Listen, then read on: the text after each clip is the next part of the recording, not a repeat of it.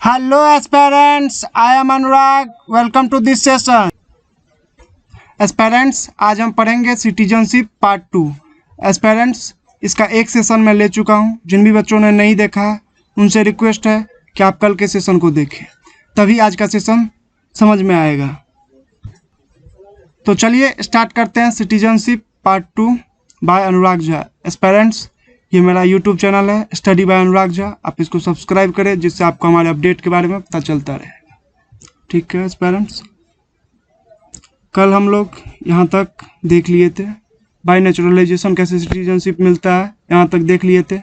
आज हम यहाँ से देखेंगे इसका 5th point by incorporation of territory से आज हम कंटिन्यू करेंगे। ठीक है एस्पेरेंट्स, ध्यान देंगे आप। बाय इनकॉर्पोरेशन ऑफ टेरिटरी, चलिए देखते हैं। If any foreign territory become a part of India, the government of India specify the person who among the following of the territory shall be the citizen of India। बच्चों ध्यान दें आप, यहाँ पे कहा जा रहा है कोई भी फॉरेन टेरिटरी जो भारत का पार्ट बन जाएगी बाद में चल के, मान लीजिए ये एक फॉरेन लैंड है, ये बाद में चल के भारत का पार्ट बन जाएगी, तो यहाँ पे जितने भी लोग रहते हैं वो सब भारत के सिटीजन हो जाएंगे आपरूपी अपने आप ही। ठीक है, such person become the citizen of India from the notified date। For example, when Pondicherry become a part of India, the government of India issued the citizenship Pondicherry Order 1962 under the Citizenship Act 1955। इसका एक example दिया गया है पौंडीचेरी का। एक पौंडीचेरी आप बताएं, चलिए मैं ही बताता हूँ आपको। पुर्तगाल के द्वारा इसे कंट्रोल कर लिया गया था, सॉरी पोर्तुगीज नहीं था, सॉरी पौंडीचेरी पोर्तुगीज के द्वारा नहीं, फ्रांस के द्वारा जो है सो कंट्रोल किया जाता था। मुझे गोवा याद आ गया इसलिए सॉरी, आप याद रखेंगे।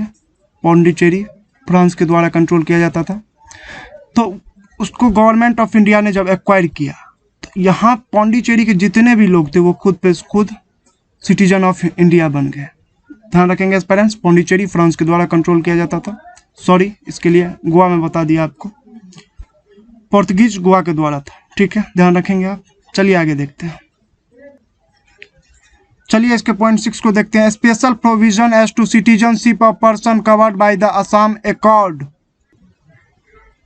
आइए देखते हैं स्पेशल प्रोविजन सिटीजनशिप का असम से रिलेटेड। अकॉर्ड का मतलब होता है एस्पेरेंट्स, आप ध्यान रखेंगे, एग्रीमेंट, जिसे आप संधि कहते हैं बिटवीन टू कंट्रीज जो होता है। आइए देखते हैं। Citizenship amendment act 1985 added the following special provision as to citizenship of person covered by the Assam accord which relate to the foreigner issue. Aspirants ये वही असम है जिसमें अभी थोड़े दिन पहले एनआरसी लागू किया गया था, नेशनल रजिस्टर ऑफ सिटीजन। चलिए हम इसे आगे बात करेंगे इसके बारे में, अभी इसको नहीं समझेंगे वरना काफी डिटेल हो जाएगा। बच्चों ध्यान देंगे आप, यहाँ पे कहा जा रहा है कि सिटीजनशिप अमेंडमेंट एक्ट 1985 में ऐड किया गया है कुछ स्पेशल प्रोविजन को citizen of person covered by the Assam accord, जो कि फॉरेनर से रिलेटेड था। आइए देखते हैं क्या सब था। All person of Indian origin who came to Assam before the 1st January 1966 from the Bangladesh and who have been ordinary resident in Assam since the date of their entry into Assam shall be deemed to be citizen of India as from the January 1, 1966। Aspirants ध्यान दें आप, यहाँ कहा जाता है all person जो भी Indian origin के थे वो कहाँ से आए, वो आए असम। कब? 1 जनवरी 1966 में बांग्लादेश से वो असम आ गए, लेकिन कब? 1 जनवरी 1966 से पहले, और वो ऑर्डिनरी रेजिडेंट थे असम के। तो since the date of their entry into Assam shall be deemed to a citizen of India, तो वो भारत के सिटीजन हो जाएंगे, लेकिन कब आना चाहिए? 1 जनवरी 1966 से पहले होना चाहिए। आइए इसके सेकेंड पॉइंट को देखते हैं। Every person of Indian origin who came to Assam on or after the 1st January 1966 but before the 25 March 1971 from Bangladesh and who has been ordinary resident in Assam since the date of his entry।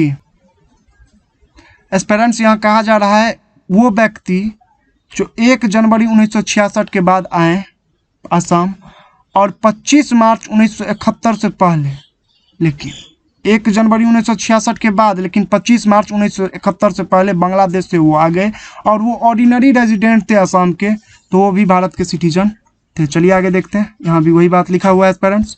आइए देखते हैं, but in the intervening period of 10 years he shall have the same rights and obligation as a citizen of India excepting the right to vote.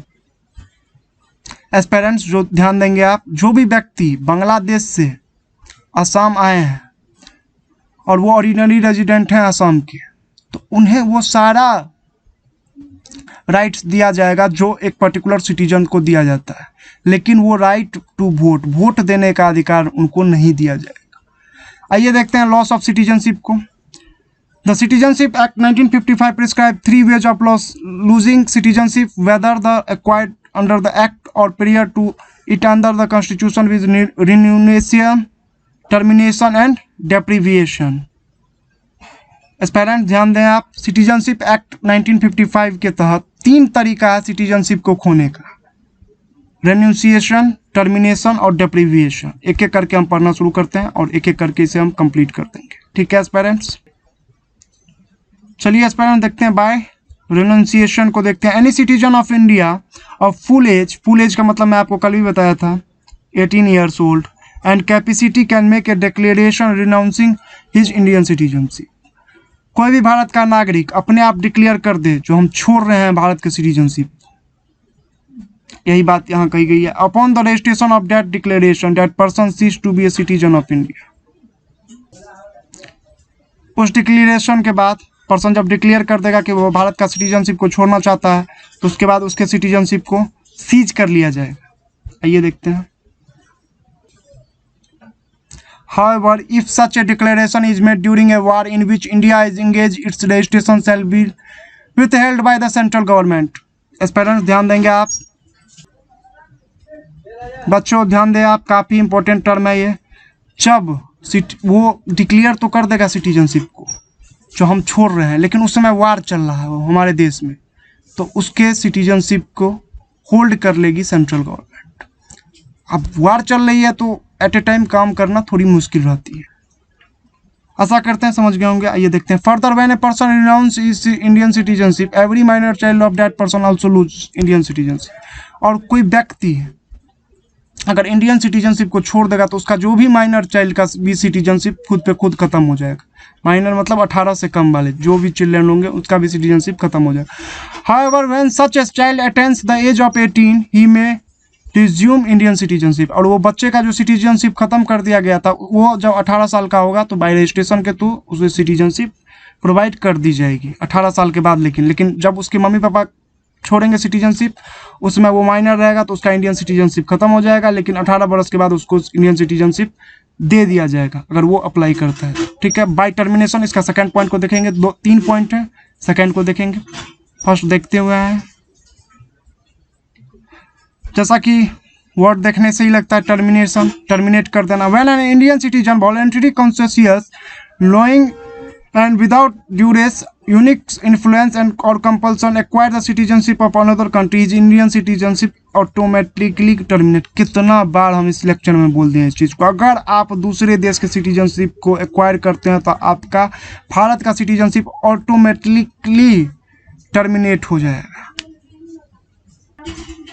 यही बात termination में दिया गया था। This provision however does not apply during a war in which India is engage. War के समय में ये प्रोविज़न काम नहीं करेगा, लेकिन उसके बाद हमेशा काम करेगा। वार के समय में हमारी सेंट्रल गवर्नमेंट बिजी रहती है भाई। बाय डेप्रीविएशन, आइए देखते हैं इसको भी। It is a compulsory termination of Indian citizenship by the central government. आइए देखते हैं किन किन बातों पर सेंट्रल गवर्नमेंट टर्मिनेट कर सकती है भारत के सिटीजनशिप को। The citizen has obtain the citizenship by fraud. Fraud के तरीके से आपने सिटीजनशिप को एक्वायर्ड किया है तो भारत सरकार उसे खारिज कर देगी, खत्म कर देगी। The citizen has shown disloyalty to the constitution of India.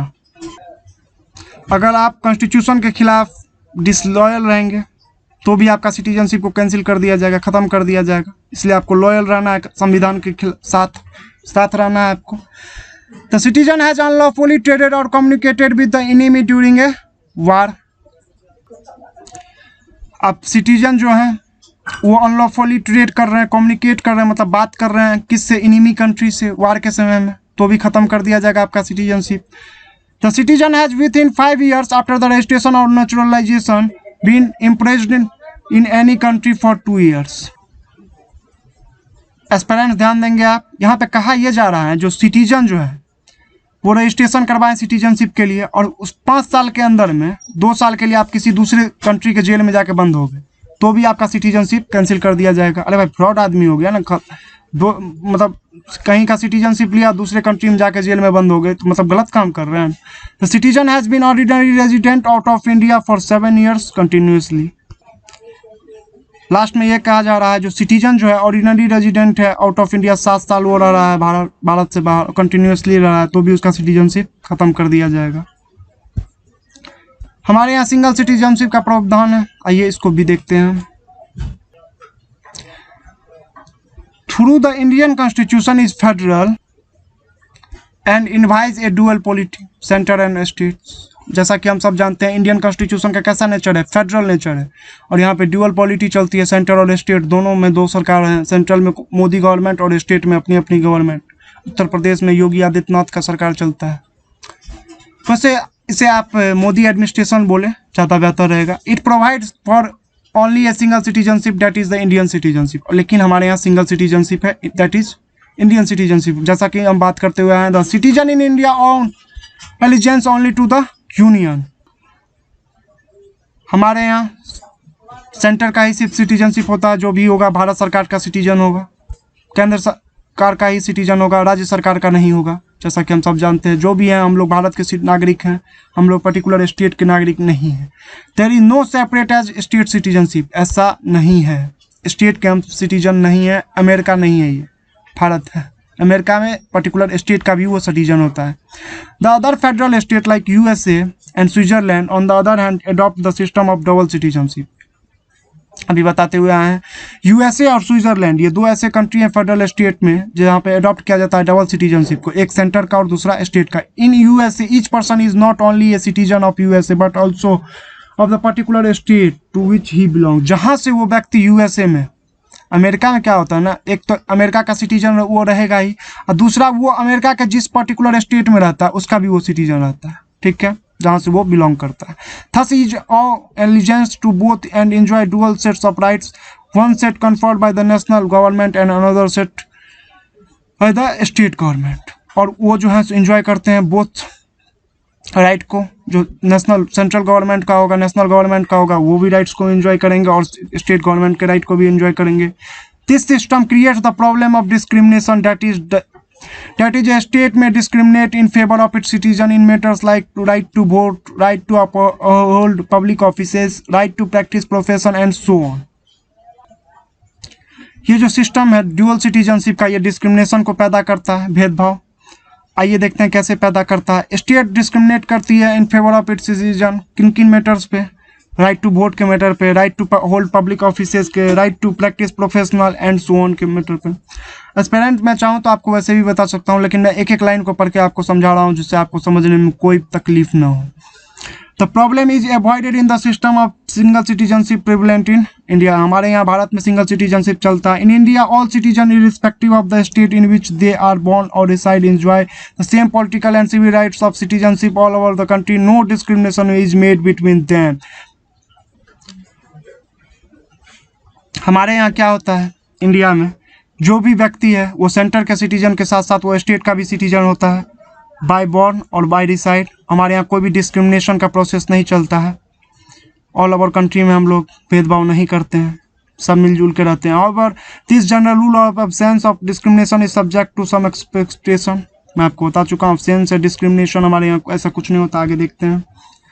The Parliament under Article 16 can prescribe residence with a state or union territory as a condition for certain employments or appointment in that state or union territory or local authority or other authority within that state or union territory।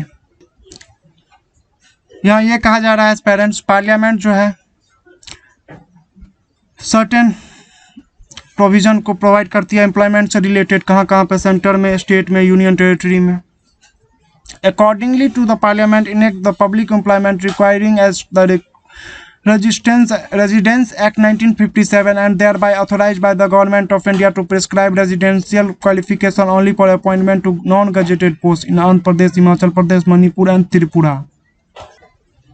Aspirants एक बात को आप ध्यान रखें, हमारे यहाँ एक law आया था जो 2-3 स्टेट में ही अभी तक लागू है, जैसे आंध्र प्रदेश, हिमाचल प्रदेश, मणिपुर, त्रिपुरा, ये सब नॉर्थ ईस्ट के स्टेट हैं, यहाँ पे लागू है। जो पर्टिकुलर स्टेट गवर्नमेंट वहीं के निवासी को ही नौकरी देती है, जो भी पब्लिक एम्प्लॉयमेंट होता है। लेकिन इसके लिए हमारा पार्लियामेंट ने एक लॉ पास किया, बोला कि नॉन गजेटेड पोस्ट के लिए ही आप सिर्फ इन सब लोगों को जॉब प्रोवाइड करा सकते हैं, गजेटेड पोस्ट के लिए नहीं प्रोवाइड करा सकते हैं। गजेटेड में पूरे देश के वासी फॉर्म भरेंगे और पूरे देश के वासी को ही जॉब दिया जाएगा। लेकिन ये कुछ ऐसे पोस्ट हैं वहाँ पे भी जिसमें सिर्फ वहीं का नागरिक जो होंगे, वहीं के जो निवासी होंगे पर्टिकुलर, वहाँ जहाँ पे उनका परमानेंट एड्रेस होगा। मान लीजिए आंध्र प्रदेश सरकार ने एक फॉर्म निकाला ब्लॉक में, पर्टिकुलर वैसे तहसीलदार तो ग्रुप बी में आ जाते हैं। अब मान लीजिए क्लर्क का एक फॉर्म निकाला है, तो आंध्र प्रदेश के लोग ही उसे भर पाएंगे और पूरे इंडिया के लोग उसे नहीं भर पाएंगे, ऐसा नियम है वहाँ पे। लेकिन पार्लियामेंट ने कहा आप सिर्फ नॉन गजेटेड पोस्ट के लिए ही करेंगे, ठीक है। आप लोग में से बहुत आदमी को पता है गजेटेड क्या होता है और नॉन गजेटेड क्या होता है। गजेटेड होता है भारत सरकार का डॉक्यूमेंट होता है जिसपे जो ए और बी ग्रेड ऑफिसर होते हैं जिनके नाम आता है, ध्यान रखेंगे। गजेटेड ऑफिसर होते हैं, ग्रुप ए और ग्रुप बी जो ऑफिसर होते हैं उन्हें गजेटेड ऑफिसर कहते हैं, ठीक है। चलिए आगे करते हैं, फर्स्टली से रिलीज करते हैं, फिर आगे देखते हैं। ये सब कॉमन बात है, हमें आशा करते हैं आपको पता होगा। As this act expired in 1974 there is no such provision for state any state except Andhra Pradesh and Telangana. ये एक्ट वैसे एक्सपायर्ड हो गया 1974 में और ऐसा कोई प्रोविजन नहीं था, लेकिन ये दो स्टेट आंध्र प्रदेश और तेलंगाना में अभी भी है। The Constitution under Article 15 prohibits the discrimination against citizens on grounds of religion, race, caste, sex, place of birth, and not on the ground of residence। काफी इंपॉर्टेंट ये आर्टिकल है, पूछ लिया जाता है काफी बार, आप लोग को ये पता होना चाहिए। आर्टिकल 15 डिस्क्रिमिनेशन कॉन्स्टिट्यूशन प्रोवाइड करता है, प्रोहिबिट करता है डिस्क्रिमिनेशन को अगेंस्ट किन किन चीज़ों पे, religion, race, sex, caste, place of birth. लेकिन ये ग्राउंड ऑफ रेजिडेंस के बेसिस पे डिस्क्रिमिनेशन नहीं प्रोवाइड कराता है। This means that the state can provide a special benefit or give preference to its residents in matters that do not come within the purview of the rights given by the Constitution to the Indian citizen. For example, a state may offer concession in fees for education to its residents. अब article 15 जो है so ground of residence के basis पे discrimination नहीं बताता है, prohibit नहीं करता है। इसीलिए जो है सो कुछ स्टेट जो है स्पेशल बेनिफिट देते हैं अपने नागरिकों को। अब मान लीजिए एग्जाम्पल यहाँ पे लिया गया है फी फॉर एजुकेशनल। मान लीजिए पर्टिकुलर किसी जगह पे, पर्टिकुलर प्लेस पे, जैसे मान लेते हैं दिल्ली। जो दिल्ली के निवासी हैं, आप लोगों को एक इन्फॉर्मेशन भी दे देता हूँ, केजरीवाल साहब का नियम है, अगर दिल्ली के निवासी हैं आप और आपके पास EWS का सर्टिफिकेट है तो आप IAS के किसी भी कोचिंग में फ्री में पढ़ सकते हैं, ठीक है। तो ये वहाँ के निवासी के लिए है, तो यही बात यहाँ लिखी हुई थी। चलिए आगे देखते हैं। The freedom of movement and residence under article 19 is subjected to the protection of interest of any scheduled tribe. यहाँ पे कहा जा रहा है फ्रीडम जो मूवमेंट का है और रेजिडेंस का है, या आर्टिकल 19 के तहत आता है। Is subjected to protection of interest, कहाँ का ये प्रोटेक्शन प्रोवाइड करता है इंटरेस्ट में शेड्यूल्ड ट्राइब के लिए। अदर वर्ड्स में कहा जाता है the right of outsider to enter, reside and resettle in tribal area is restricted. अब ट्राइबल एरिया में सेटल नहीं हो सकते हैं, रेस्ट्रिक्शन है। Of course this is done to protect the distinctive culture, language, custom and manners of scheduled tribes and to safeguard the traditional vocation and property against exploitation. इसको किया जाता है प्रोटेक्ट करने के लिए ट्राइबल एरिया के culture को, language को, कस्टम को, ठीक है, और सेफ गार्ड करने के लिए उनके ट्रेडिशन, वोकेशन और प्रॉपर्टी को, उनको एक्सप्लॉइट नहीं किया जाए, इसलिए इन तमाम चीज़ों को किया जाता है। Till 2019, the legislature of the erstwhile state of Jammu and Kashmir was empowered to. आइए 2019 से पहले जम्मू और कश्मीर में क्या सब हो रहा था उन सब चीज़ों को देखते हैं. Define the person who are permanent resident of the state and confirm. Second point, define करना पड़ेगा पर्सन को, जो आप परमानेंट रेजिडेंट हैं कि नहीं स्टेट के. Conferred any special right and privilege of such permanent resident as respect. जैसा कि हम सब जानते हैं स्पेशल प्रिविलेज उन्हें दिया गया था. Employment under the state government, acquisition of immovable property in the state, settlement in the state, right to scholarship and such other form of aid provided by the government. Aspirants हम सब जानते हैं 370 और 35 जम्मू कश्मीर में था लगा हुआ. इसके तहत उन्हें कुछ स्पेशल प्रोविजन थे. इसे हम काफ़ी डिटेल में पढ़ेंगे. अब बस आप लोगों को पता नहीं है तो वो लोग पता चल जाएगा. जैसा कि हम लोग 35 के तहत वहाँ पे प्रॉपर्टी नहीं खरीद सकते थे और बहुत सारी प्रावधान थी, आगे देखेंगे हम उसे.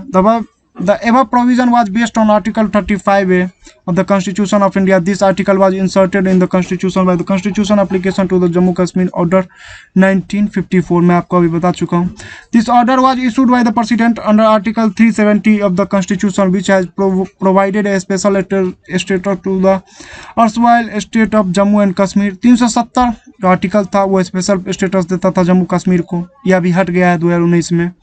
इन 2019 द स्पेशल स्टेटस वाज एबोलिश्ड. जैसा कि हम सब जानते हैं 2019 में इसे एबोलिश कर दिया गया है by a new presidential order known as the constitution application of to Jammu Kashmir order 2019 के तहत इसे खत्म कर दिया गया है. अब वहाँ ऐसा कुछ नहीं है. This order suppressed the earlier 1954 order. 1954 में जो आदेश दिए गए थे 370 का, उसे 2019 का ऑर्डर खत्म कर दिया. The constitution of India like that of Canada has introduced the system of single citizenship and provided uniform rights except in few cases for the people of India to promote the feeling of paternity and unity among them and to build an integrated Indian nation. As parents ध्यान रखेंगे, Canada से हमने single citizenship को लिया है. आप इस बात को ध्यान रखेंगे, कनाडा से हमने लिया है सिंगल सिटीजनशिप को. Despite this India has been witnessing the communal riots, class conflicts, caste wars, linguistic classes and ethnic dispute. जैसा कि हम सब जानते हैं भारत विटनेस है कम्युनल राइट का, क्लास कॉन्फ्लिक्ट का, ये सब होते रहता है. कास्ट वार हमारे यहाँ होते रहता है, लिंग्विस्टिक क्लासेस, इथनिक डिस्प्यूट, ये सब होते रहता है. cherished goal of the founding father and the constitution maker to build an united and integrated Indian nation has not been fully realized. इसीलिए यहाँ का जो कॉन्स्टिट्यूशन मेकर थे, फाउंडिंग फादर थे, उन सब ने यूनाइटेड और इंटीग्रेटेड इंडियन नेशन को बनाया. ठीक है, आगे देखते हैं. Overseas Indian citizen of India. आइए देखते हैं क्या होता है ये ओवरसीज सिटीजनशिप ऑफ इंडिया को. In September 2000, the Government of India, Ministry of External Affairs, had set up a high-level committee on the Indian diaspora under the chairmanship of L.M. Sigmi. सितंबर 2000 में government of India ने ministry of external affair, government के India में जो आती है, उन्होंने setup किया एक हाई लेवल कमेटी को जिसके चेयरमैन थे L.M. सिंघवी. ठीक है, आगे देखते हैं. The mandate of the committee was to make a comprehensive study of the global Indian diaspora and recommend measure of the constructive relation with them. ये जो कमेटी बनी थी L.M. सिंघवी की, इन्होंने कॉम्प्रिहेंसिव स्टडी किया ग्लोबल इंडियन डिस्पोरा. ये diaspora का मतलब होता है, डायस्पोरा होता है, sorry for the pronunciation, movement of people away from their own country. Movement जो पीपुल का होता है अपने कंट्री से दूसरे कंट्री के लिए, इसे डायस्पोरा कहते हैं. Recommend major and for the constructive relation with them. Committee ने अपना रिपोर्ट को सबमिट किया 2002 में जनवरी में, और बना था कब? 2000 में. ठीक है. It recommend the amend of the citizenship act 1955 to provide for grant of dual citizenship to the person of Indian origin, जिसे PIOS कहते हैं, belonging to the certain specified country. इन्होंने रिकमेंड किया जो अमेंड कीजिए आप सिटीजनशिप एक्ट 1955 को और प्रोवाइड कराइए ग्रांट डुअल सिटीजनशिप का to the person of Indian of origin के जो भी पर्सन हो उन्हें आप प्रोवाइड करीजिए डुअल सिटीजनशिप कुछ स्पेसिफाइड कंट्रीज के लिए. Accordingly the citizenship amendment act 2003 made a provision for acquisition of overseas citizenship of India by the PIOS of 16 specified country other than Pakistan और बांग्लादेश. एस्पेरेंट्स ध्यान रखेंगे आप, इन्हीं के कहने पे सिटीजनशिप अमेंडमेंट एक्ट 2003 का जब आया तो उसमें प्रोविजन को ऐड किया गया कि एक्वाइजेशन ओवरसीज सिटीजनशिप का। ठीक है, आप इतना ध्यान रखें। इसमें 16 स्पेसिफाइड कंट्री आते हैं, लेकिन पाकिस्तान और बांग्लादेश नहीं आता, आप ध्यान रखेंगे। It also omitted the all provision recognizing or relating to the Commonwealth citizenship from the Principal Act। इसमें ये ओमिट करता है प्रोविजन को related to the commonwealth citizenship से रिलेटेड जो भी होगा प्रोविजन को ओमिट करता है। Later the citizenship act 2005 expanded the scope of grant of OCI for PIOS for all countries except Pakistan and Bangladesh as long as their home countries all dual citizenship under their local laws।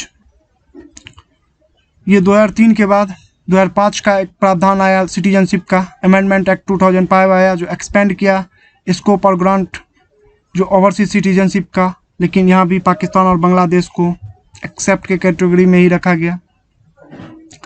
आइए देखते हैं। It must be noted here that the OCI is not actually a dual citizenship as the Indian constitution forbids dual citizen और dual nationality, article 9 कहता है। यहाँ पे कहा जा रहा है ओवरसीज सिटीजन जो है ये डुअल सिटीजनशिप नहीं है। भारत जो है सो डुअल सिटीजनशिप को फॉरबिड करता है, डुअल नेशनलिटी को भी फॉरबिड करता है, ये आर्टिकल 9 कहता है। आइए देखते हैं आगे। Again, the Citizenship Amendment Act 2015 has modified the provision pertaining to the OCI in the Principal Act। 2015 का एक्ट आया, इसने मॉडिफाइड किया provision related to the overseas citizenship. आइए देखते हैं। It has also introduce a new scheme called overseas citizen of India card holder by merging the PIO card scheme and the OCI card scheme.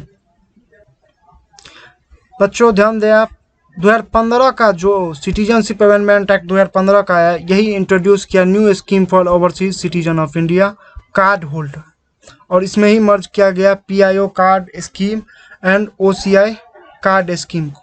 ठीक है, आइए देखते हैं। The PIO card scheme was introduce on August 19, 2002। PIO card scheme को introduce किया गया 19 अगस्त 2002 को,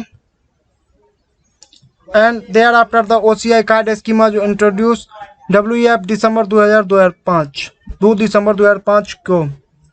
उसके बाद OCI कार्ड स्कीम को लॉन्च किया गया, पहले PIO कार्ड स्कीम आया था। ठीक है, both the scheme were running in parallel even through the OCI card scheme had become more popular. दोनों स्कीम पैरेलली चल रही थी, लेकिन OCI कार्ड स्कीम जो है ज़्यादा पॉपुलर हुई। This was causing unnecessary confusion in the minds of his applicants aspirants. ये जो दो स्कीम थी PIO और OCI स्कीम जो थी, ये अप्लीकेंट्स जो थे उनके माइंड में कंफ्यूजन पैदा कर दिया। ये देखते हैं क्या क्या थी confusion. Keeping in view some problem being faced by the applicant and to provide enhance facility to them, the government of India decided to formulate one single scheme after merging the PIO and OCI scheme containing positive attribute of both. जो भी applicants थे, जो भी लोगों के problem को देखते हुए गवर्नमेंट ऑफ इंडिया ने जो PIO और OCI स्कीम को मर्ज कर दिया और एक पॉजिटिव चीज़ निकाला। Hence for achieving this object the citizenship amendment act 2015 was enacted, और अचीव करते हुए इस ऑब्जेक्टिव को सिटीजनशिप अमेंडमेंट एक्ट 2015 को इनेक्ट किया गया। The PIO scheme was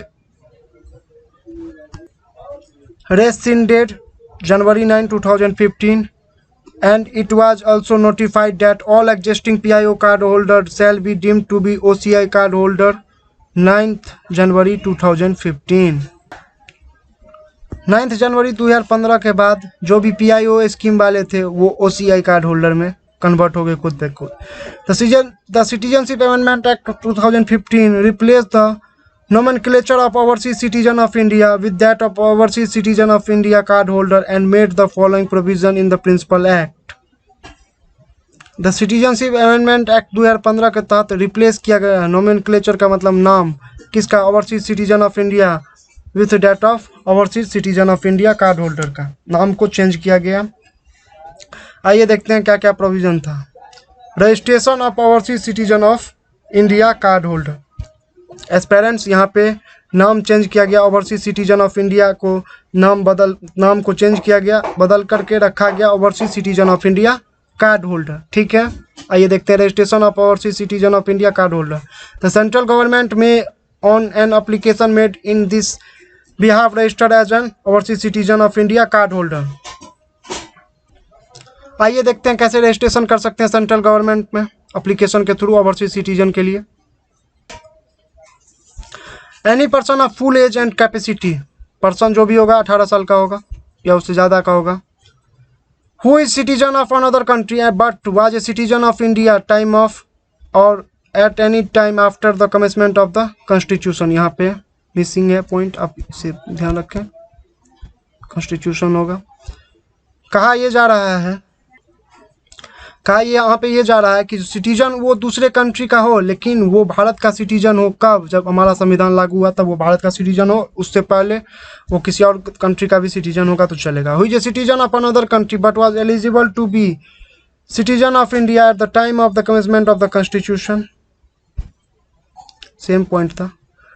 who is a citizen of another country but belong to a territory become part of India after the 15 August 1947। यहाँ पे ये कहा जा रहा है पेरेंट्स, वो सिटीजन तो वो अनदर कंट्री का लेकिन बिलोंग करे, लेकिन वो मतलब थोड़ा देर पहले हम लोग बात करते हुए है ना, वो पौंडीचेरी वाला एग्जांपल लिए थे, तो मतलब वो टेरिटरी जो है सो बाद में भारत एक्वायर कर ले तो वो अप्रूव्ड सिटीजन बन जाएगा भारत का। फोर्थ पॉइंट इसका कहता है, हुई इज ए चाइल्ड और ग्रैंड चाइल्ड और a great grand child of such और ए। आइए देखते हैं, मतलब वो ग्रैंड चाइल्ड हो या ग्रेट ग्रैंड चाइल्ड हो किसका। ए पर्सन हुई जो minor child of a person mention in clause, इसी का पॉइंट ए कहता है, ए पर्सन हुई जो minor child and whose parents are citizen of India और one of the parents is a citizen of India. एक व्यक्ति जो माइनर चाइल्ड और उसके पेरेंट्स में से कोई एक भारत का नागरिक होना चाहिए। इसी का पॉइंट 4 कहता है, spouse of foreign origin of a citizen of India और spouse of foreign origin of an overseas citizen of India card holder and whose marriage has been registered and subsisted for a continuous period of not less than 2 years immediately preceding the presentation of the application. Aspirants, spouse का मतलब होता है पत्नी के लिए उसका पति spouse होता है और पति के लिए उसका पत्नी स्पाउस होती है। स्पाउस जो होता है फॉरेन ओरिजिन का और सिटीजन ऑफ इंडिया, या फिर स्पाउस जो था फॉरेन ओरिजिन का या ओवरसीज सिटीजन कार्ड होल्डर का, वो रजिस्टर करवाएगा अपना शादी करेगा वो और रजिस्टर्ड करवाएगा 2 साल पहले एप्लीकेशन देने से पहले। ठीक है, एक बार और इस बात को हम समझते हैं, फर्स्टली इरेज करते हैं। यहाँ पे कहा जा रहा है स्पाउस जो है फॉरेन ओरिजिन के of a citizen of India या spouse of foreign origin of an overseas citizen of India card holder के जो अपनी मैरिज को रजिस्टर्ड करवाएंगे, ठीक है, लेकिन not less than 2 years old immediately the proceeding the presentation of the application से 2 साल पहले नहीं होना चाहिए, मिनिमम 2 साल होना चाहिए। ठीक है, 2 साल से कम नहीं होना चाहिए। ठीक है, आइए आगे देखते हैं इसका प्रावधान क्या है। नो पर्सन हु और either of whose parents or grandparents or great grandparents is or had been a citizen of Pakistan, Bangladesh or such other countries as the central government may specify shall be eligible for registration as an overseas citizen of Indian card holder। as parents जैसा कि हम देखते हुए आए हैं, पाकिस्तान और बांग्लादेश वाले को ओवरसीज सिटीजनशिप नहीं दिया जाता है, वही बात यहाँ भी मेंशन है। नो पर्सन जिसके ना कि वो खुद, उसके पेरेंट्स, ग्रैंड पेरेंट्स और ग्रेट ग्रैंड पेरेंट्स जो है सो सिटीजन होना चाहिए पाकिस्तान और बांग्लादेश का और सच अदर कंट्री का जहाँ पे सेंट्रल गवर्नमेंट स्पेसिफाई करती है shall be eligible for the registration of as an overseas citizen of Indian card holder का। ठीक है, द सेंट्रल गवर्नमेंट में specify the date from which the existing person of Indian origin card holder shall be deemed to be overseas citizen of India card holder. Central government जो है specify करती है particular date को जिसमें exist करता वाले person जो है अप्लाई कर सकते हैं ओवरसीज सिटीजन के लिए। Notwithstanding anything contained in point 1 the central government may if it is satisfied that special circumstances exist after the recording the circumstances in writing register a person as an overseas citizen of India card holder. चलिए आगे देखते हैं। Conferment of rights on overseas citizen of India card holder, rights क्या क्या होंगे overseas citizen के भारत में। An overseas citizen of India card holder shall be entitled to such rights as the central government में specify in the behalf. Central government जो है सो जो भी राइट्स होंगे उसे बताएगी ओवरसीज सिटीजन कार्ड होल्डर को। An overseas citizen of India card holder shall not be entitled to the following right which are conferred on a citizen of India.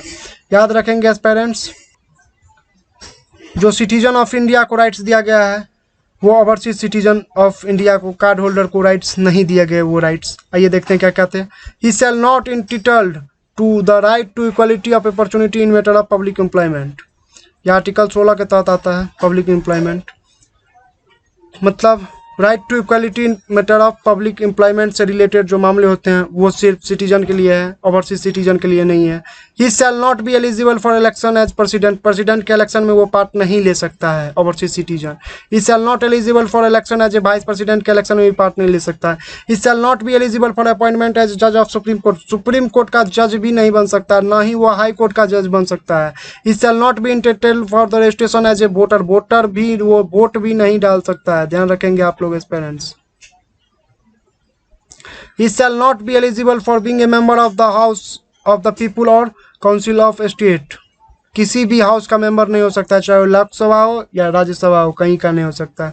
State में भी नहीं हो सकता। स्टेट लेजिस्लेटिव असेंबली और legislative council कहीं का वो मेंबर नहीं हो सकता। He shall not eligible for appointment of to the public services and post in connection with affairs of the union or state except the appointment in such service and post as the central government may specify।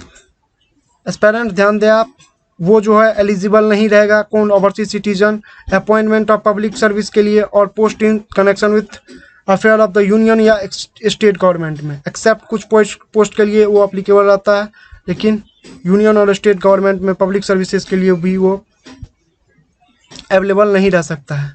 ठीक है, वो आपको कई बार examination में पूछ लिए जाते हैं, ऑप्शन दे देंगे। ओवरसीज सिटीजन भारत का इलेक्शन, राष्ट्रपति का इलेक्शन लड़ सकता है, आप उसे खारिज कर दीजिएगा, बोलिएगा नहीं ऐसा कुछ नहीं होता है। ठीक है एज पेरेंट्स, ध्यान रखेंगे आप इस बात को। चलिए आगे देखते हैं। Renunciation of overseas citizen of India card. चलिए आइए देखते हैं इसको। इफ एक minute If any overseas citizen of India card holder makes in prescribed manner declaration renouncing the card registering him as an overseas citizen of India card holder, the declaration shall be registered by the central government, and upon such registration that person shall to be ceased to be an overseas citizen of India card holder। यहाँ पे कहा जा रहा है कोई भी overseas citizen सिर्फ जो इंडिया का कार्ड होल्डर है उसे जो है सो वो रिनाउंस कर दे, मतलब सरेंडर कर देगा, आप ऐसे समझे लेमन वर्ड में, तो उसका वो ओवरसीज सिटीजनशिप इंडिया कार्ड को सीज कर लिया जाएगा भारत सरकार के द्वारा। Where a person ceases to be an overseas citizen of India card holder, the spouse of the foreign origin of that person who has obtained overseas citizen of India card and every minor child of that person registered as an overseas citizen of India card holder shall thereupon cease to be an overseas citizen of India card holder। काफ़ी important point है, आप ध्यान रखेंगे। अगर particular किसी व्यक्ति का overseas citizenship को सीज कर लिया जाता है भारत सरकार के द्वारा, तो उसका जो स्पाउस यानी अगर वो लड़की है तो उसका पति और लड़का है तो उसका पत्नी का भी जो है सो ओवरसीज सिटीजनशिप सीज हो जाएगा, और माइनर चाइल्ड का भी ओवरसीज सिटीजनशिप सीज हो जाएगा। आइए देखते हैं cancellation of registration as overseas citizen of India card holder. The central government may cancel the registration of a person as an overseas citizen of India card holder if it is satisfied that. Central government जो है cancel कर सकती है registration को किसी भी व्यक्ति का ओवरसीज सिटीजनशिप से related. The registration as an overseas citizen of India card holder was obtained by means of fraud, false representation और concealment of the material in effect। Registration जो होगा ओवरसीज सिटीजनशिप के लिए कार्ड होल्ड के लिए, उसे मतलब फ्रॉड के तरीके से लिया गया हो या फॉल्स रिप्रेजेंटेशन से लिया हो, तो सेंट्रल गवर्नमेंट उसे ख़त्म कर सकती है, मतलब टर्मिनेट कर सकती है। The overseas citizen of India card holder has shown disaffection towards the constitution of India. Constitution से अगर लॉयल नहीं रहेगी तो भी सेंट्रल गवर्नमेंट उसे टर्मिनेट कर देगी। आइए देखते हैं। The overseas citizen of India card holder has during any war in which India में बी इंगेज अनलॉफुली ट्रेड और कम्युनिकेशन विद एन एनिमी। अगर मान लीजिए भारत अभी चाइना से झगड़ा कर रहा है वार के साथ लगा हुआ है, और कोई व्यक्ति है जो ओवरसीज सिटीजनशिप लिया हुआ है लेकिन वो अनलॉफुली ट्रेड कर रहा है चाइना के साथ और कम्युनिकेट कर रहा है, तो उसका ख़त्म कर दिया जाएगा, टर्मिनेट कर दिया जाएगा ओवरसीज सिटीजनशिप को। आशा करते हैं समझ गए होंगे आप। The overseas citizen of India card holder has within 5 years after the registration being sentenced और imprisoned for a term of not less than 2 years। यहाँ पे कहा जा रहा है जो ओवरसीज सिटीजन ऑफ इंडिया है वो 5 साल तक, रजिस्ट्रेशन के 5 साल के अंदर वो 2 साल के लिए इम्प्रिजन मतलब किसी जेल में ना रहा हो। आप ये सब बात को हम डील करते हुए आ रहे हैं, आप आराम से बस इसे पढ़े, डटना नहीं है इन सब चीज़ों का। It is necessary so to do in the interest of the sovereignty and integrity of India, the security of India, friendly relation of India with any foreign country और with the interest of general public. और दो यहाँ पे कहा जा रहा है India का सॉवरेनिटी, संप्रभुता और इंटीग्रिटी, अखंडता में रहे, सिक्योरिटी ऑफ इंडिया रहे, फ्रेंडली रिलेशन बना के रखे फॉरेन कंट्री के साथ, और interest of general public. The marriage of an overseas citizen of India card holder, आइए उससे रिलेटेड बात को देखते हैं। मैरिज से related has been dissolve by the competent of court of law और अदरवाइज, और has not been dissolve but during the subsequent of such marriage he has solemnised marriage with any other person. Aspirant solemnised का मतलब होता है to perform an official religious ceremony, जिसे हम marriage भी कहते हैं। आइए आगे देखते हैं। आर्टिकल नंबर और सब्जेक्ट मैटर। आर्टिकल 5 कहता है citizenship at the commencement of the constitution. Article 6 कहता है right of citizenship of certain person who have migrated to India from Pakistan. इस सब चीज़ को हम डील करते हुए हैं। आर्टिकल 7 कहता है right of citizenship of certain migrant to Pakistan. Article 8 कहता है right of citizenship of certain person of Indian origin residing outside India. Article 9 कहता है person voluntary acquiring citizenship of foreign state not to be citizen. Article 10 कहता है continuance of the right of citizenship. Article 11 कहता है parliament to regulate the right of citizenship by the law. Aspirants, overseas citizen के बारे में मैं आपको एक ब्रीफली बात बताना चाहूँगा। ओवरसीज सिटीजन ऑफ इंडिया जो होता है एक परमानेंट रेजिडेंस होता है अवेलेबल इंडियन ओरिजिन के पीपुल के लिए और उनके स्पाउजेस के लिए, जो अलाउ करता है to live and work in India independently. आप स्पेलिंग को ध्यान रखेंगे, इंडेफिनेटली, ठीक है। स्पेलिंग तो नहीं दिख रहा होगा आप लोगों को, एक्चुअली मेरा पेन काम नहीं कर रहा, ठीक है, उसे ही कहते हैं ओवरसीज सिटीजन ऑफ इंडिया। ठीक है पेरेंट्स, आज यहीं तक रखते हैं। आज ये चैप्टर फिनिश हो गया। अब इससे आगे हम अगले चैप्टर कल फंडामेंटल राइट को देखेंगे और काफ़ी डिटेल में देखेंगे। ये सत्यमेव जयते हैं, इसे मुंडो को अपने साथ से लिया गया है, ये महात्मा गांधी साहब है। एस्पेरेंट्स, बीट करना है, कोविड-19 को वॉश करना है, फ्रिक्वेंटली यूज़ करना है, मास्क अवॉइड करना है, पब्लिक प्लेस पे जाने से टेक लीजिए आप विटामिन सी को, मेंटेन कीजिए सोशल डिस्टेंस को। चलिए तो आज का सेशन यहीं तक रखते हैं। मस्त रहे, व्यस्त रहे, जय हिंद। एस्पेरेंट्स, अगर कुछ भी चीज़ समझ में नहीं आया हो तो आप कमेंट सेक्शन में लिखें, उसे दोबारा समझाया जाएगा। जय हिंद। आज यहीं तक रखते हैं।